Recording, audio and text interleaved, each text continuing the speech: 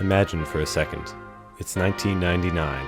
The Backstreet Boys are at the top of the Billboard charts, hip-hop and grunge fashion are in, and Thursday nights are dominated by new episodes of Friends on the TV. Meanwhile, among the seemingly simple styles of media, something much more important is occurring. A Nokia lies in a young woman's hands. A businessman types into an Excel spreadsheet. Never has the world been more interconnected, yet AOL and dial-up are just the start of the oncoming onslaught of technological advancement. The digital age has just begun.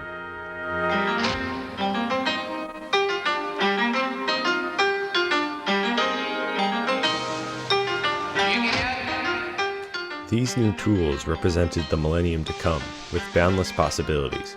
A fresh slate to tell the story of the next era, the 2000s. Of course, in a time of such change, the first thing artists did was create their vision for the time to come.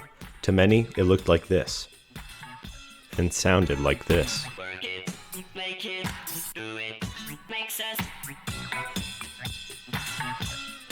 But to some, the future wasn't nearly as upbeat or shiny.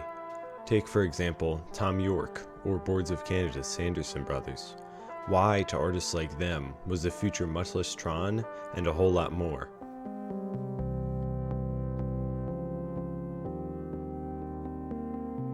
This question is what led my research throughout this project. Today, Radiohead's Kid A and Boards of Canada's Music Has the Right to Children are hailed as some of the most innovative albums of the time, using digital production and sampling, which were cutting-edge techniques. But they don't exactly evoke the glowy, Jetsons-esque imagery that one might expect. I mean, just look at their covers. Kid A's is a bleak, mountainous hellscape with volcanoes erupting in the background. Music Has the Rights is like an odd family photo, tinted blue without any recognizable characteristics of the family on the cover. The songs on both these albums follow suit with the imagery. Sparse soundscapes, eerie samples,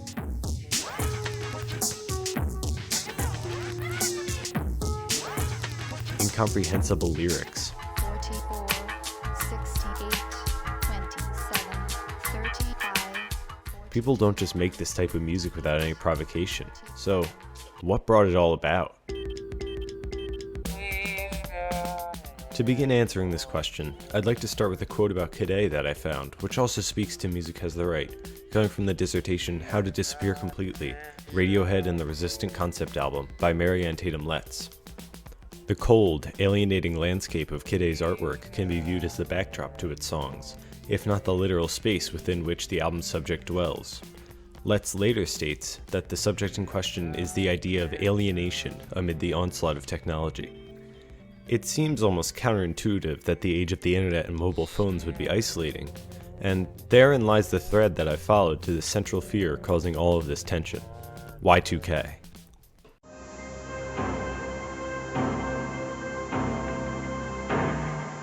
It's been called the world's most important extermination job, eliminating the year 2000 computer bug.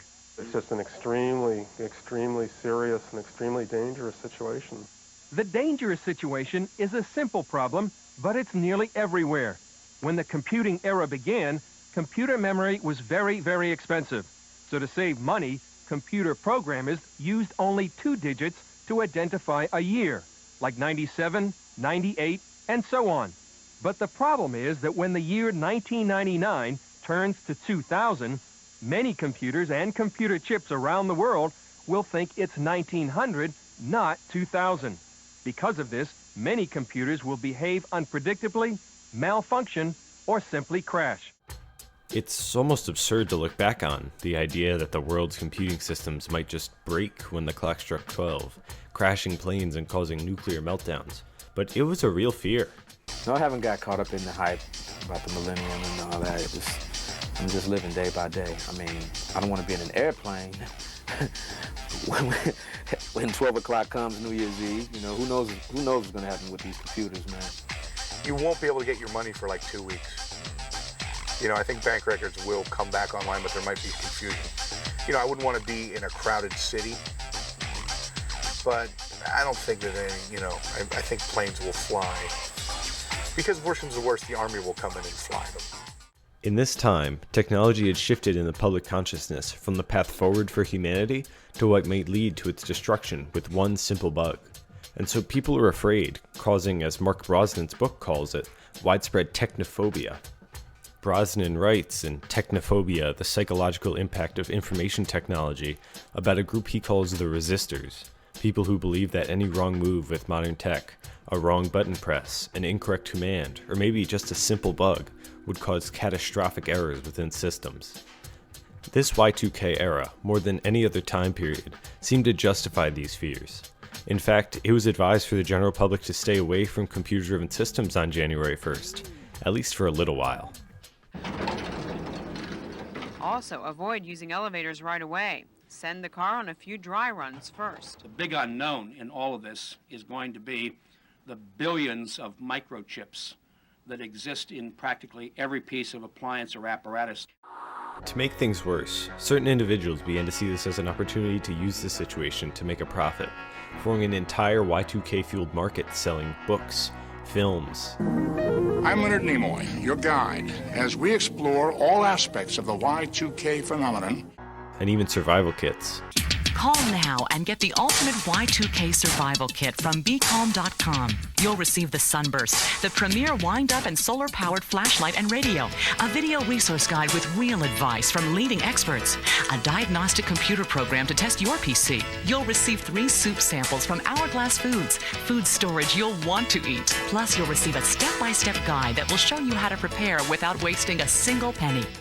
Compare that to the tech ads of before this crisis, and it's clear that at this point, technology was to be feared by the general public.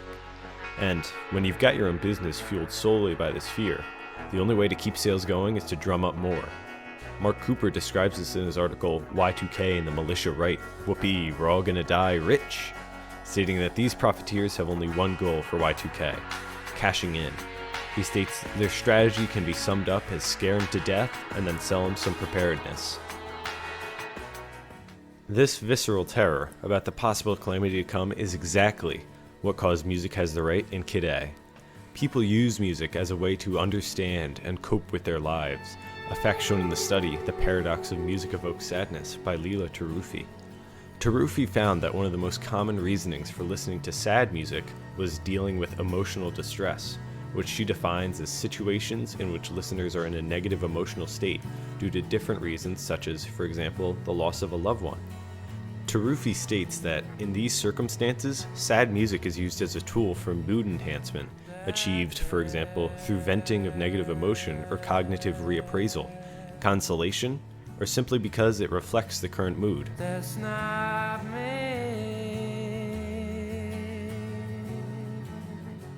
Essentially, sad music, and music as a whole, acts as an outlet for both artists and listeners to dump their feelings or to have them validated. So, to York and Boards of Canada, these albums were almost a form of musical catharsis, forming their uncertainties into art that represented them and their fears.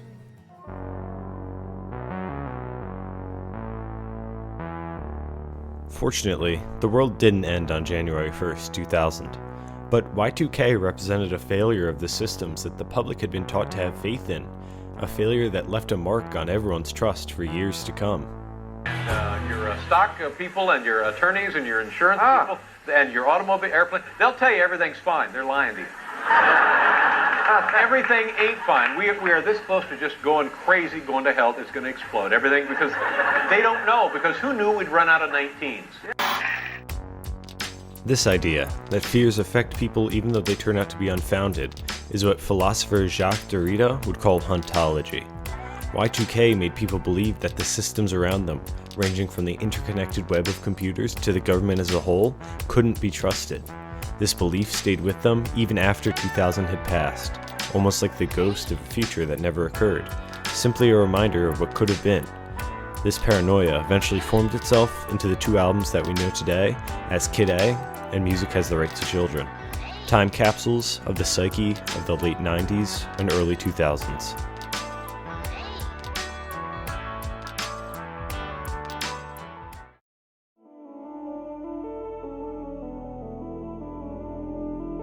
Now that the show is over and we have jointly exercised our constitutional rights, we would like to leave you with one very important thought. Sometime in the future, you may have the opportunity to serve as a juror in a censorship case or a so-called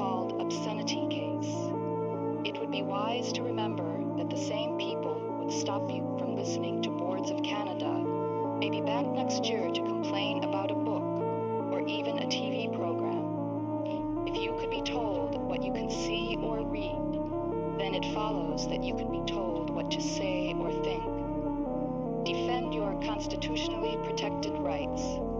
No one else will do it for you. Thank you.